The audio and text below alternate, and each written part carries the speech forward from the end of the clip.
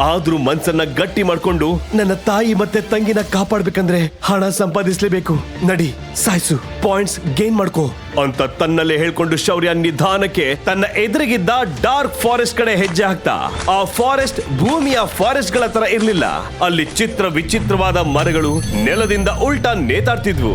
ಇನ್ನು ಕಾಡಿನಲ್ಲಿ ಪ್ರಾಣಿಗಳು ಕಣ್ಣಿಗೆ ಕಾಣಿಸ್ತೇ ಇದ್ರು ಅವುಗಳ ಚೀರಾಟ ಎಂತವರ ಎದೆಯನ್ನು ನಡುಗಿಸೋ ಹಾಗಿತ್ತು. ಕ್ಷಣ ಕ್ಷಣವೂ ಹೆದರುಕೊಂಡೇ ಶೌರ್ಯ ನಿಧಾನಕ್ಕೆ ತನ್ನ ಮೊದಲ ಭೇಟಿಯನ್ನ ಹುಡ್ಕೊಂಡು ಹೊರಟ. ಆಗ ಅವನ ಎದುರಿಗೆ ಒಂದು ಬಿಳಿ ನರಿ ಸರ್ರಂತ ಪಾಸ್ ಆಯ್ತು. ಅದು ನೋಡೋಕೆ ಸಖತ್ತು ಭಯಂಕರವಾಗಿತ್ತು. ಆದ್ರೂ ಶೌರ್ಯ ಧೈರ್ಯ ತಂದ್ಕೊಂಡು ಆ ನರಿ ಹೋಗ್ತಿದ್ದ ದಿಕ್ಕಿಗೆ ತನ್ನ ಹತ್ತಿರ ಇದ್ದ ಚಾಕುವನ್ನ ಎಸ್ತ. ಚಾಕು ಸೀದಾ ಹೋಗಿ ಆ ನರಿ ಕಾಲಿಗೆ ಚುಚ್ಕೊಳ್ತು. ನೆಕ್ಸ್ಟ್ ಸೆಕೆಂಡ್ ಇಡೀ ಕಾಡೆ ನಡುಗೋ ಹಾಗೆ ಒಂದು ಜೋರಾದ ಚೀರಾಟ ಕೇಳಿಸ್ತು. ಅದನ್ನ ಕೇಳಿ ಶೌರ್ಯ ಅದುರೋಕೆ ಶುರು ಮಾಡ್ದ.